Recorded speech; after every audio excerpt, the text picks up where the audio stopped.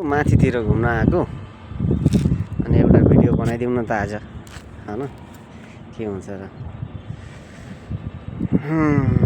यसो चारैतिर घुमेर वरिपरि यो चाहिँ अहिले घाम अस्ताउन लागेको अवस्था, घाम बादलभित्र पसिसकेको अवस्था।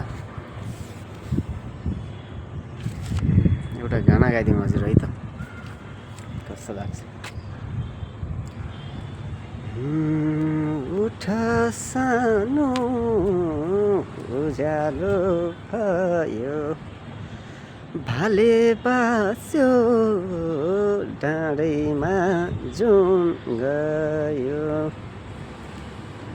छमछम पाउजु सुस्तरी बजाउँदै, पँधेरी जाऊ लजाउँदै लजाउँदै।